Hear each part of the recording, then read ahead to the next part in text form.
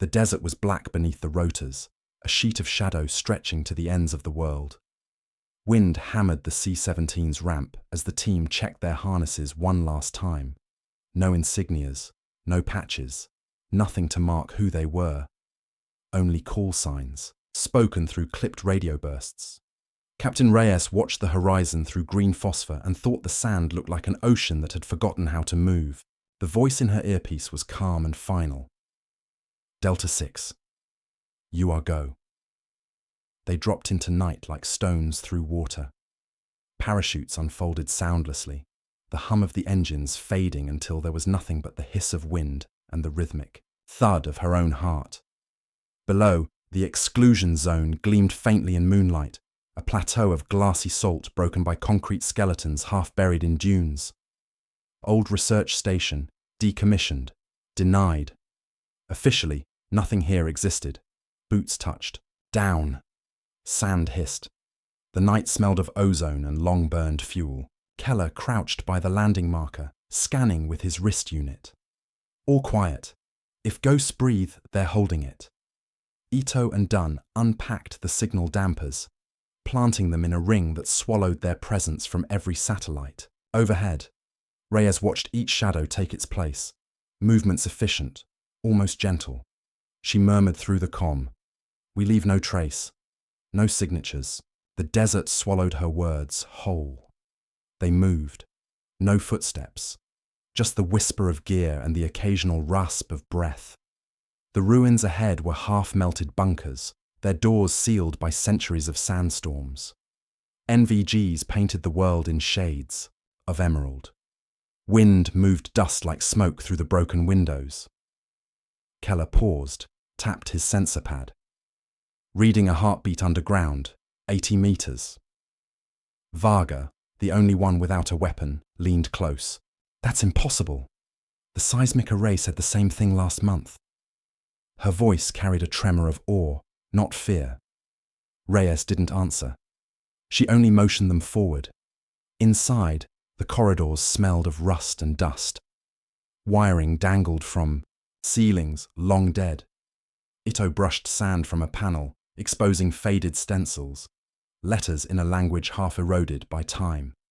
Not English, not any script he recognized. "Pre-Cold War architecture," he said. Varga shook her head. "No. Older. Look at the alloy. This isn't poured steel." The walls gave off a low vibration, too subtle to be sound. Radios ticked with interference that echoed their own transmissions back a fraction of a second late, like a voice remembering itself. They reached the hangar. The roof was open to the stars, ribs of twisted metal framing a sky that seemed far too close. Beneath a drift of sand stood 3 enormous doors, fused shut. The thermal scanner showed a pulse behind the central one, slow, deliberate. Dunn set up the microcharges, hands steady despite the tremor in his gloves. "Breach in 10. Reyes felt the hum through her boots again, a pressure behind the eyes. "Make it quiet," she said. "No fireworks." The detonation was a breath, not a roar. Dust lifted in sheets. The slab sagged inward, revealing a shaft lined in smooth stone that looked carved, not built. Cold air poured out, carrying the scent of metal and rain. Keller muttered, "Underground storm." No one answered. They anchored ropes and descended. The light faded fast. NVGs flickered, then died one by one, forcing them to rely on helmet lamps that cast pale cones into the dark. The walls changed as they went deeper, from concrete to something seamless and black, almost organic. Finger-wide veins of gold ran through it, pulsing faintly. Ito touched one. Warm. The hum grew louder, a rhythm that matched the pace of their hearts. Keller whispered, "Feels like it's breathing." Reyes said, "Keep moving." Her voice came back delayed, a second heartbeat behind the first. At the base of the shaft, the tunnel widened into corridors that bent in perfect arcs, no right angles anywhere. Symbols etched into the walls flared dimly as their lights passed. The air thickened with humidity, though no water dripped. Varga recorded everything. murmuring to herself about composite organometallic lattices, about self-repairing surfaces. Dunn muttered a prayer under his breath. "Mom, this place ain't dead." "We make sure it stays that way," Reyes replied. They reached the first chamber, a dome hollowed into the rock, its ceiling lost to shadow. In the center stood a structure shaped like a ring woven from bone-colored material, half buried in sand. Within the ring floated a lattice of filaments glowing faintly blue. Varga stepped closer, eyes wide. "It's not alien code," she said softly. "It's human." Keller frowned. "Then why's it sleeping under an alien base?" The lattice brightened as if answering him. The hum shifted key, deepened, harmonized. For a heartbeat, the entire floor seemed to lift. Their sensors exploded with data. Radiation spikes, heat signatures, EM surges all at once. "Back!" Reyes shouted, but no one moved fast enough. A pulse of light swept through them. Painless, but absolute. Every HUD froze. Comms filled with whispers that sounded like their own voices replayed backward. Varga dropped to her knees, clutching her head. "It's speaking," she gasped. "It's—" The rest dissolved into static. The lattice bloomed gold, lines expanding outward along the walls, lighting ancient glyphs that twisted and reformed into human patterns, DNA strands, heartbeats, eyes. Dunn raised his weapon, but there was nothing to shoot at. The chamber itself felt awake. Then came the voice, not from speakers, not from air, but from within the skull, layered, familiar. It spoke through Varga first, her mouth moving without sound, her eyes reflecting light that wasn't there. The words were old, rhythmic, human syllables twisted by time. She whispered. "We waited." The lattice turned red, then gold again, fading to black. Silence followed, heavy and wet. The hum slowed, now steady as breathing at rest. Keller whispered, "That wasn't alien." Reyes steadied her rifle. "It doesn't matter. We came to erase it." She looked at Varga, who was trembling but alive. "We finished the job." No one answered. They just stood there, listening to the echo of a heartbeat that was no longer theirs. For a while, no one moved. The lights in their helmets threw pale halos over the dust drifting in the air. Varga crouched beside the ring, her gloved hand tracing the grooves that still glowed faintly. "It's alive," she whispered. "Not biological, conceptual. The structure remembers us." Reyes steadied her breathing. "Pack up the samples, then we set charges." Keller started to reply, but the words dissolved under a sudden change in the air. Pressure shifting, temperature dropping. The hum rose again, faster this time.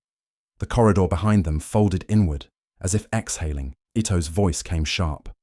"Captain, the path we came through, it's gone." They turned.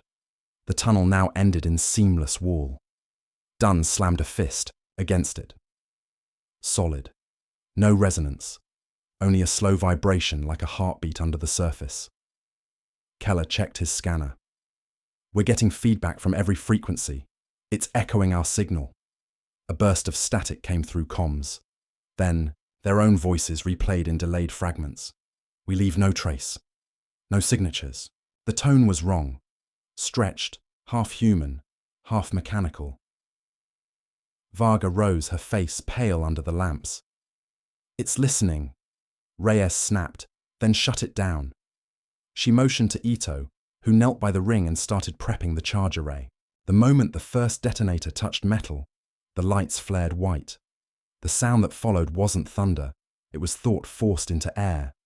Every sensor on their suits spiked, images flooded their visors. Cities half drowned in molten light, armies marching under skies of ash, a structure rising from an ocean the color of blood. Dunn staggered, tearing off his helmet. "It's showing us a war," he gasped. "Not theirs, ours." Reyes tried to reach him, but the floor rippled like liquid. A surge threw her against the wall. For a heartbeat, the chamber wasn't stone, it was membrane. Lines of gold webbed through the darkness, tracing nerves in some vast body. The hum became voice again, layered, trembling, endless. It spoke through the echoes of their comms. You built us to remember. Varga's eyes filled with tears.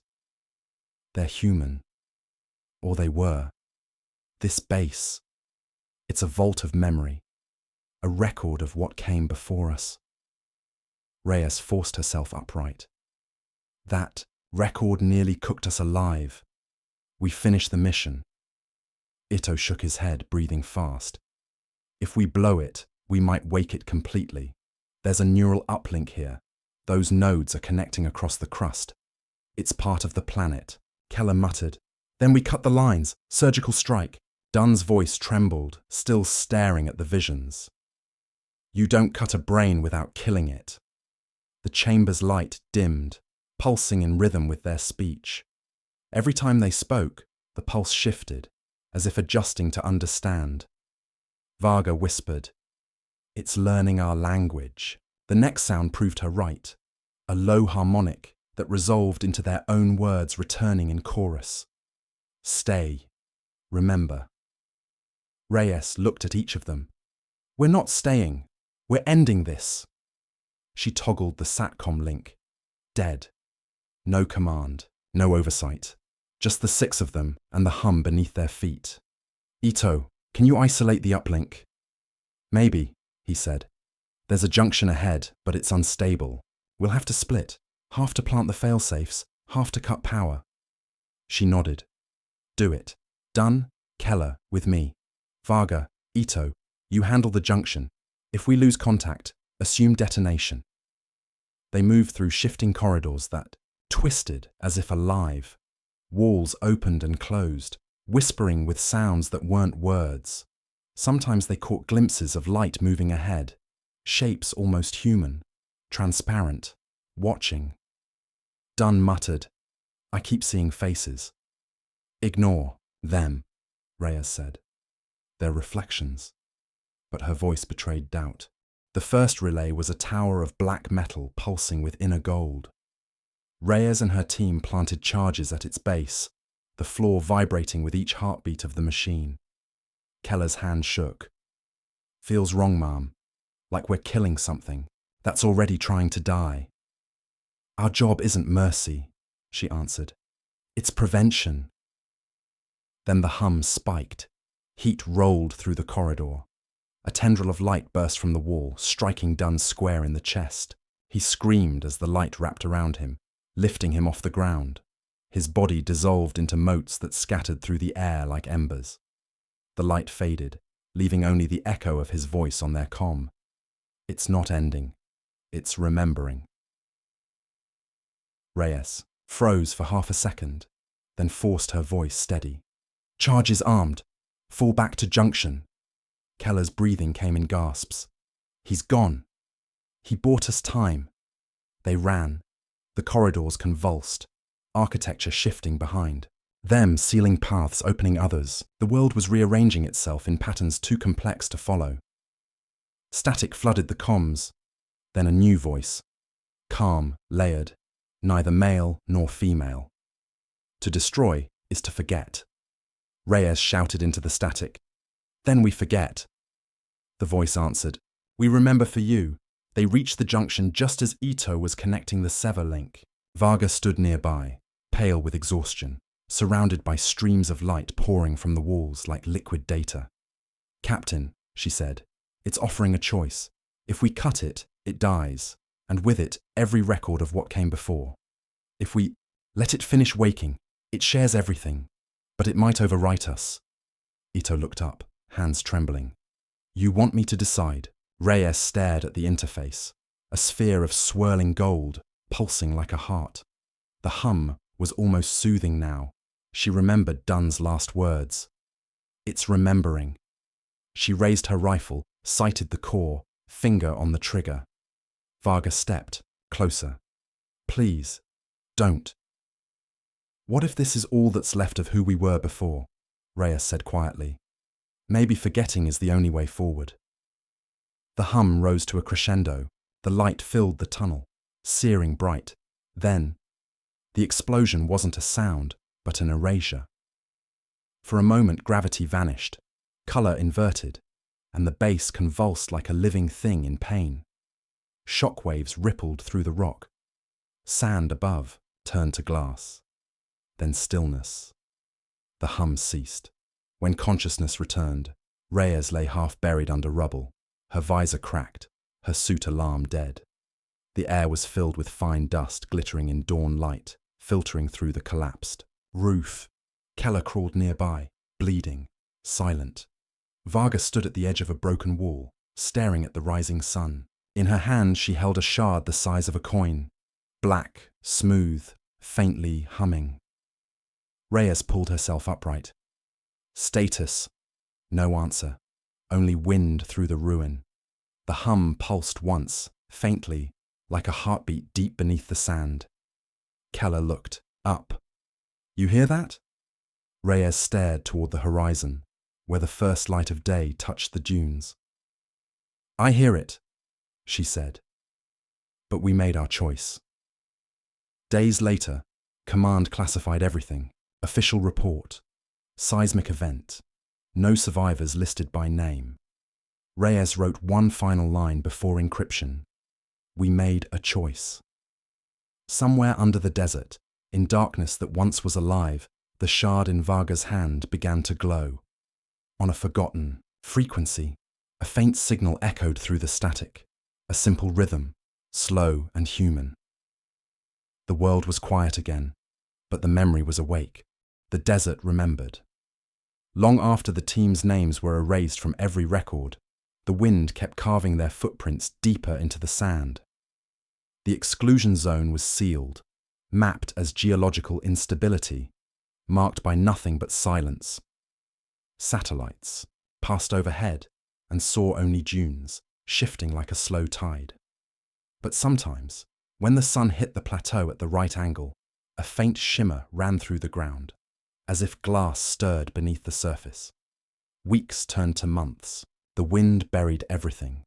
Parachute fabric, broken casings, the melted remains of a camp that never existed. In the stillest hours before dawn, the plateau emitted a hum so low that animals avoided the area entirely. Locals in distant towns called it the sleeping heart. They said if you pressed your ear to the sand, you could hear a heartbeat. No one ever stayed long enough to test it twice. Far away, inside a city that glowed with artificial dawn, Dr. Elena Varga woke from a dream she could never quite remember. The room was dark, the only light the faint pulse of a black shard on her desk. It had never stopped glowing, not entirely. Each night, it emitted a soft resonance, almost too quiet to hear, but she could feel it in her ribs. She told herself it was residual energy, data trapped in feedback loops. But when she leaned closer, she could swear she heard words layered, in the vibration, tones that matched human breath. She recorded them, analyzed them, but they translated into nothing. Every test returned a single line of corrupted text. We made a choice. One evening, while the city outside blurred with rain, she connected the shard to a power relay just to prove it was inert. The lights in her apartment dimmed instantly. Monitors flickered with static that pulsed in rhythm. On every screen the same pattern appeared, curves and arcs intersecting in gold. She recognized them. The lattice, the heartbeat, the core. Then the static resolved into a voice. Her own voice. Do you remember us? She pulled the plug. The hum stopped. The shard cooled, fading back to black. For a long time she sat motionless, the rain tapping like static on the windows. Then she whispered to no one. Yes, I remember. The shard answered with a single pulse. Elsewhere, in an abandoned communications array halfway across the world, an automated beacon that hadn't worked in decades blinked online. It sent out a narrowband transmission every 7 seconds. The message contained no coordinates, no identifier, only a frequency modulation shaped like a slow heartbeat. Deep in the data stream, buried in white noise, was a sequence of harmonic intervals that formed a melody. When spectrogrammed, it revealed a phrase drawn in light and silence, both. The world remembers. In the months that followed, strange signals began appearing on civilian bands. Minor feedback loops that carried ghost voices. Engineers blamed atmospheric, interference, solar storms, experimental satellites. But anyone who listened closely heard the same faint rhythm. 3 beats, a pause, then one more, like breath drawn in the dark. The desert remained quiet, but under its surface, far below the crust of sand and glass, something stirred. The tunnels that had collapsed began to open again, not violently, but patiently, like roots spreading in, slow motion. The golden veins reignited, faint at first, then stronger. The hum returned, subtle as thought. Inside the deepest chamber, the remnants of the lattice reassembled around an empty space shaped roughly like a human heart. The first pulse came weakly, then another, then steady. From the shifting light rose a voice made of all their voices. Reyes, Keller, Dunn, Ito, and Varga merged into a single tone. It whispered into the dark, not command or threat, just memory. We remember. Above, the wind picked up. Sand danced in tiny spirals that formed and unformed patterns, fractals repeating until they resembled fingerprints pressed into time. The hum deepened. Somewhere on the surface, a child walking home. Across the dunes stopped, hearing something soft beneath the gusts, a slow rhythm, almost like a lullaby. He pressed his hand to the ground and felt it tremble gently, warm despite the cold night. He smiled without knowing why. In orbit, a satellite caught a reflection off the plateau, an instant of gold glinting where there should have been nothing. The image was flagged, catalogued, dismissed, but when analysts zoomed in, the pixels formed the outline of a circle surrounded by 6 points of light. For a moment it pulsed, then vanished. The report ended with 3 words, typed by someone who could not explain why they wrote them. It was waiting. And far below, beneath miles of silent sand, the heart of the base beat once, quietly, content, to sleep a little longer. The memory was patient, the world was dreaming again, and this time it was dreaming of us.